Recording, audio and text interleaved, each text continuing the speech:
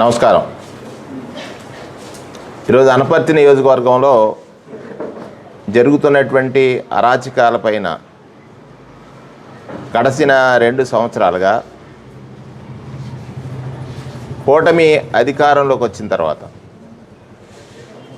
అనపర్తి నియోజకవర్గంలో ప్రజలు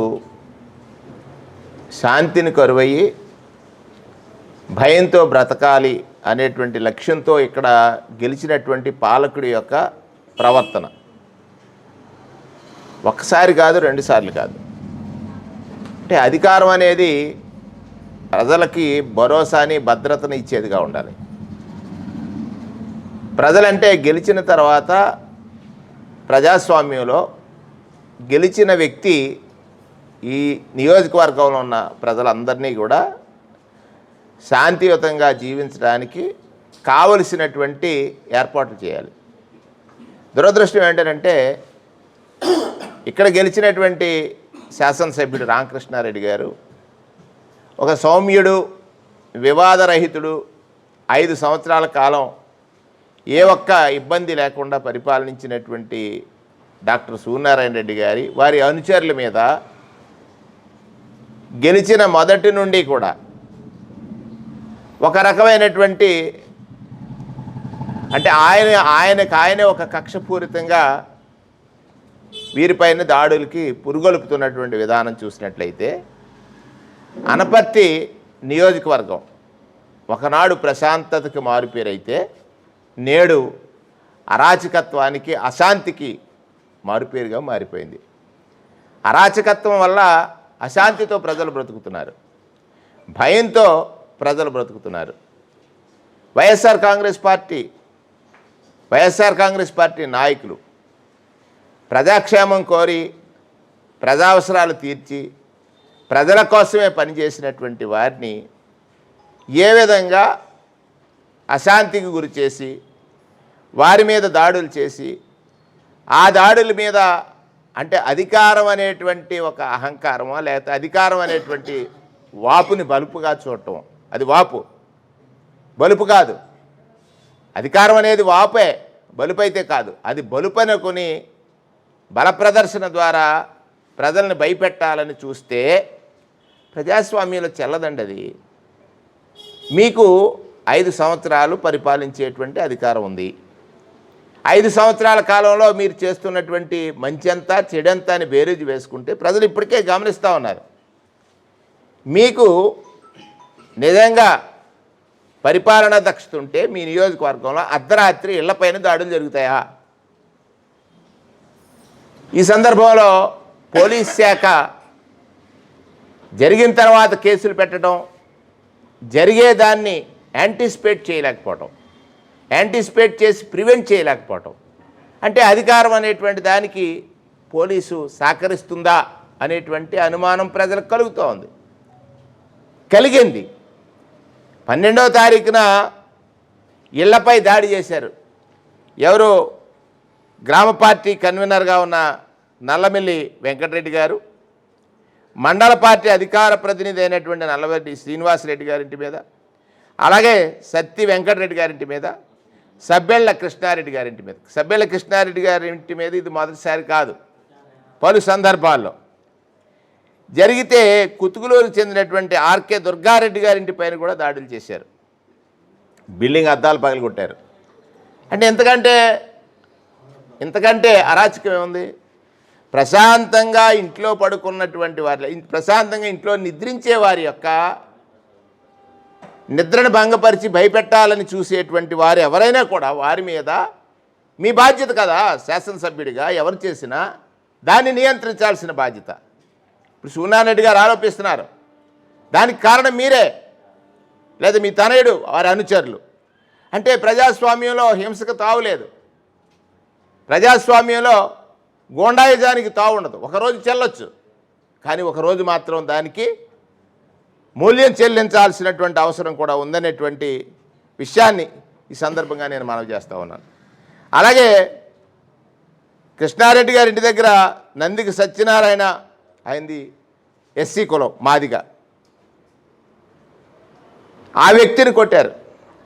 సుమారుగా దాడిలో ఒక 20 మంది పైగా 20 మంది పైగా స్వేచ్ఛగా రౌడీల మాదిరిగా వీరవిహారం చేస్తూ ఉంటే మరి ఇది అనపర్తి పాలకుడికి సిగ్గుగా కనపట్టలేదా?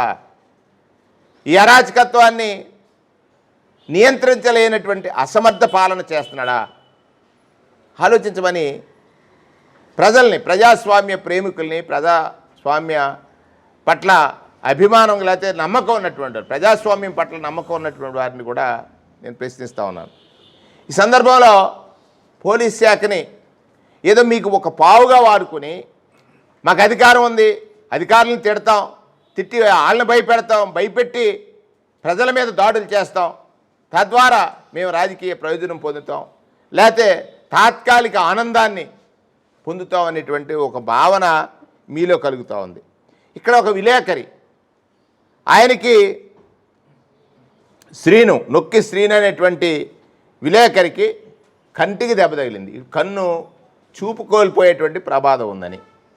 రెండవది నందిక సత్యనారాయణ, ఆయనకి తలకు దెబ్బ తగిలింది. మూడవది కోటిరెడ్డి, ఆయనకి చెయ్యి ఇరిగింది.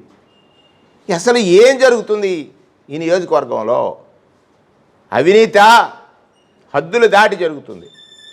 దోపిడీ, ఇసుక, మట్టి, ఇసుక లేదు ఇక్కడ, మట్టే, గ్రావెల్, ఇవన్నీ కూడా బహిర్గతం అవుతూ ఉంటే భయపడుతూ ఉన్నారు. ఇంచేత భయపడి వైఎస్ఆర్ కాంగ్రెస్ పార్టీ నిజాలు వెలుగు తీస్తే దాడులు చేసేటువంటి సంస్కృతి ఏదైతే ఉందో ప్రజాస్వామ్యంలో అది పనికిరాదనేటువంటి విషయాన్ని సందర్భంగా మీకు గుర్తు చేస్తూ ఉన్నాను. వైఎస్ఆర్ కాంగ్రెస్ పార్టీ అంటే భయపడితే భయపడే రకం కాదు.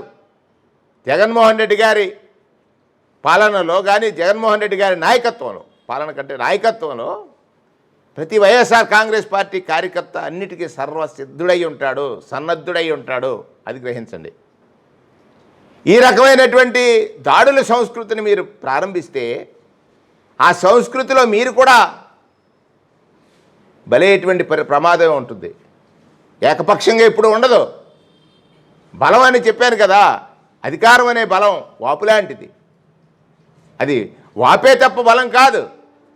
మీరు అధికారం చూశారు, ప్రతిపక్షం చూశారు, కానీ వాళ్ళు మీకు వచ్చిన ఈ అధికారాన్ని ప్రజల కోసం కాకుండా, ప్రజా క్షేమం కోసం కాకుండా, ప్రజల శాంతియుత జీవనానికి కాకుండా, ప్రజలకి అశాంతిని కలగజేయడానికి మీరు కారకులై లేకపోతే మీ అనుచరులు కారకులైతే కృష్ణారెడ్డి గారిని పరామర్శ చేయడానికి ఈవేళ గుర్తొచ్చాడా?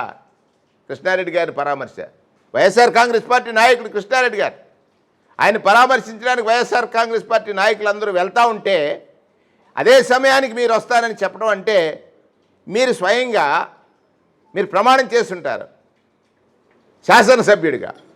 ఈ శాంతి భద్రతల రక్షణకి సహకరించాల్సింది మీరే ఒక అశాంతికి లేకపోతే వాటికి భగ్నం కలిగే విధంగా ప్రవర్తించడం అంటే ఇది ప్రజాస్వామ్యం కాదు.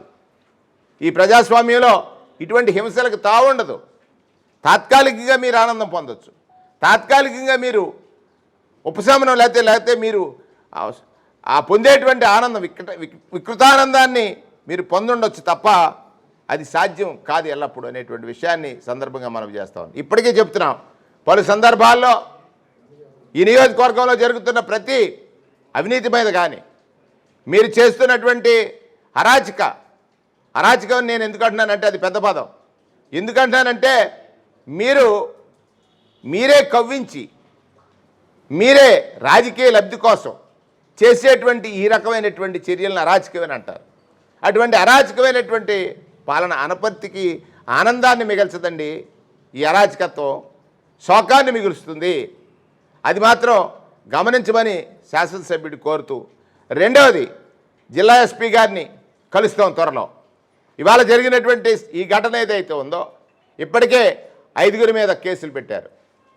సరైనటువంటి సెక్షన్స్ వేయకపోయినా మీరు జరిగినటువంటి సంఘటనలు ఈ గ్రామంలో ఒక అశాంతికి ప్రేరణ కలిగించినటువంటి శాసనసభ్యుడి మీద పార్టీ కాదు, ముఖ్యమంత్రికి, ఇది ప్రభుత్వం అంటే అందరిది, ఈ ప్రభుత్వానికి అరాచకం చేసిన ఎవరైనా కూడా లేకపోతే అశాంతికి కారకులు ఎవరైనా కూడా నిరోధించాల్సినటువంటి బాధ్యత పోలీస్ శాఖ మీద ఉంది.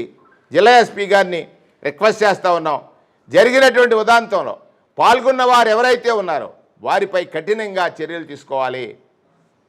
ఇటువంటి చర్యలు పునరావృతం కాకుండా ప్రివెంటివ్గా ఏ చర్యలైతే ఇక్కడ అవసరమో ఆ చర్యలన్నిటికీ కూడా ప్రభుత్వాన్ని నుంచి అనుమతి తీసుకుని దాన్ని అమలు చేయాలి. ప్రధానంగా నేను చెప్తా ఉన్నాను. జరిగినటువంటి ఉదంతంలో ఇవాళ నేను పరామర్శకు వస్తానని తెలిసిన తర్వాత ఆసుపత్రిలో ఉన్నటువంటి ఎవరైతే పేషెంట్స్గా ఉన్నారో ఇవాళ శ్రీను కానీ, 2 సత్యనారాయణ గారు కానీ, కోటిరెడ్డి గారు కానీ హాస్పిటల్ నుంచి తొందరగా మీరు డిశ్చార్జ్ చేశారు. కానీ జరిగిన సంఘటనని డిశ్చార్జ్ చేయలేరు కదా. కాకినాడలో ఆయన ఉన్నాడు, కంటికి ఆపరేషన్ చేయాలి. కారణం ఎవరు? మీరు శాసనసభ్యుడు. ఆయన ఎవరు? పత్రికా విలేకరి జరిగే సంఘటన మీద రికార్డ్ చేస్తాడు కదా, అది బాధ్యత కదా ఆయనది. మరి దాని మీద మీరు ఏమి చర్యలు చేపట్టబోతూ ఉన్నారు? జరిగిన దానికి కారణం ఎవరు ఆలోచించండి. మీరు భారతీయ జనతా పార్టీ తరఫున గెలిచినటువంటి ఎమ్మెల్యే, భారతీయ జనతా పార్టీ అధ్యక్షుడిని కోరుతా ఉన్నా, ఒకసారి ఆలోచించండి. శాంతి భద్రతల్ని రక్షించాల్సిన శాసనసభ్యుడు అశాంతికి కారకుడు అవుతామంటే అది భారతీయ జనతా పార్టీకి సిగ్గుచేటు. ఇక్కడ మీకు బెనిఫిట్ ఉంది. మీరు ఏమో పగలు భారతీయ జనతా పార్టీ శాసనసభ్యుడు, సాయంత్రం మీ తనయుడు మీరు చెప్తున్నారు ఇక్కడ, ఆయనేమో తెలుగుదేశం ఇన్ఛార్జి. చంద్రబాబు నాయుడు గారు కుట్ర రాజకీయాలకి ఇదొక కారణం. అంటే నైతికత లేదు. నైతికత అన్న పదానికి రాజకీయాల్లో ఎక్కడో ఎడారిలో ఒయాసిస్ లాగా పూర్వం నైతిక విలువలతోటే రాజకీయం చేసేటువంటి ఈ నియోజకవర్గంలో నైతికత లేనటువంటి ఒక రాజకీయాలకి పునాది వేశారా, నిర్మాణం చేస్తున్నారా? ఏదో విధంగా అధికారమే కావాలి తప్ప ప్రజలు ఏమైపోతే మీకు సంబంధం లేదా? చంద్రబాబు నాయుడు గారు ఇప్పటికైనా ఆలోచించండి. ఈ తరహా రాజకీయాలు ప్రోత్సహిస్తే ప్రజలు ఇప్పటికే తెలుసుకున్నారు. గతంలో ఎన్నడూ ఏ ప్రభుత్వానికి కూడా 2 సంవత్సరాల కాలంలో ఇంత వ్యతిరేకత రాలే. మీరు అనుకుంటా ఉన్నారు ఇవాళ ఏ స్థాయికి వచ్చేసారంటే పోలీస్ శాఖ పనిచేయకపోతే మేము పనిచేస్తామని సాక్షాత్తు శాసనసభ్యులు చెప్తున్నారు. ఎంత ఆశ్చర్యం అండి ఇది. పోలీసులు అరెస్ట్ చేస్తే పోలీస్ స్టేషన్ల మీద దాడులు చేస్తున్నారు. ఇది ఈ లా అండ్ ఆర్డర్ ఉందా ఈ రాష్ట్రంలో? అరెస్ట్ చేశారు ఒక ముద్దాయిని, వాట్ ఎవర్ రీజన్ మీరు కేసు పెట్టారు. అరెస్ట్ అయిన ముద్దాయిని దాడి చేసి చంపడానికి పోలీస్ స్టేషన్ మీద అటాక్ చేస్తే వారి మీద ఏ చర్యలు లేనటువంటి ఈ రాష్ట్రంలో శాంతి భద్రతలు ఉన్నాయా? చంద్రబాబు నాయుడు గారు ప్రపంచానికి మీరు సమాధానం చెప్పాలి. మరి ముఖ్యమంత్రిగా ఉన్న మీరు మీ శాసనసభ్యుల్ని పురుకొల్పుతున్నారా? వారు అధికారం ఉంది కదా, మా ఇష్టానుసారం మేము చేస్తాం, ప్రజలు ఏమైతే మాకు సంబంధం లేదని వాళ్ళు చేస్తున్నటువంటి ఏదైతే కార్యక్రమాలు, ఏదైతే దాడులు, లేకపోతే ఇది అశాంతికి కారణమైనటువంటి ప్రయత్నాలు, గ్రామాల్లో ప్రశాంత వాతావరణం మృగ్యమైపోయి లేకపోతే కనబడకుండా అశాంతి మాత్రమే మిగిలేటువంటి విధంగా కేవలం సంపాదన కోసం ఏదైతే ప్రజాధనం ఉందో, ప్రభుత్వ వనరులు ఉన్నాయో వాటిని దోచుకోవడం కోసం దాన్ని అడిగినటువంటి విలేకరుల మీద దాడి చేస్తారు, వైఎస్ఆర్ కాంగ్రెస్ పార్టీ నాయకుల మీద దాడి చేస్తారు, పౌర సమాజం మీద దాడి చేస్తారు. అంటే అధికారం ఇది ఏమన్నా 5 ఏళ్లకు ఒకసారి ఇచ్చినటువంటి అధికారం? మీరు ఏది రాచరిక వ్యవస్థ కాదు, ఇది నియంతృత్వ వ్యవస్థ కాదు. ఇది ఈ రాష్ట్రంలో ప్రజాస్వామ్యం లేదు. కేవలం ఏకపక్షంగా మాకు అధికారం ఇచ్చారు, 5 ఏళ్ళు మీ ఇష్టానుసారం, అంటే 5 ఏళ్ళు మీరు కర్మ అనుభవించండి, మా ఇష్టానుసారం పరిపాలిస్తామని మీరు ఏదైతే ఇవాళ ఒక వరవడిని తీసుకొస్తున్నారో అది ప్రజాస్వామ్యానికి ప్రమాదకర ప్రజాస్వామ్యంలో మరొకసారి చెప్తున్నాను చంద్రబాబు నాయుడు గారు, ప్రమాదకర ప్రజాస్వామ్యంలో మీరు కూడా ప్రమాదంలో ఉంటారు. మీరు మర్చిపోకండి. కేవలం మీరు సేఫ్గా ఉన్నాను అనుకుంటున్నారు, ఉండరు. ప్రమాదకరమైన ప్రజాస్వామ్యం కనుక మీరు సృష్టిస్తే ఆ ప్రమాదకరమైనటువంటి ప్రజాస్వామ్యంలో మీరు కూడా ప్రమాదంలోనే ఉంటారు. ప్రజలకు కావాల్సింది ప్రమాదాల ప్రభుత్వం కాదు, ప్రశాంతతనిచ్చే ప్రభుత్వము. ఆ ప్రభుత్వానికి వారిచ్చినటువంటి ఓటు, నేను వేసిన ఓటు నాకు ప్రశాంతత ఇవ్వాలి, నేను వేసిన ఓటు నాకు రక్షణ ఇవ్వాలి, నేను వేసిన ఓటు ద్వారా నా ప్రశాంత జీవనానికి భగ్నం కలగకూడదని ప్రతి ఓటర్ కోరుకుంటున్నాడు. అటువంటి ఓటర్లకే మీరు ఏం చూపిస్తున్నారు ఒకసారి మిమ్మల్ని మీరే ప్రశ్నించుకోమని ఇవాళ వైఎస్ఆర్ కాంగ్రెస్ పార్టీ జిల్లా వ్యాప్తంగా ఇవాళ ఈ జరిగినటువంటి ఘటనను తీవ్రంగా ఖండిస్తూ జిల్లా ఎస్పీ గారు తక్షణమే దీనిపైన చర్యలు తీసుకోవాలని, తీసుకొని పక్షంలో జిల్లా వ్యాప్తంగా ఇది ఒక ఉద్యమ రూపం దాల్చి శాంతి భద్రతల మీద, అనపర్తి నియోజకవర్గంలో జరుగుతున్న ఈ అరాచక పాలన మీద రాష్ట్ర వ్యాప్తంగా ఉన్నటువంటి నాయకత్వాన్ని తీసుకొస్తాం, చర్చిస్తాం.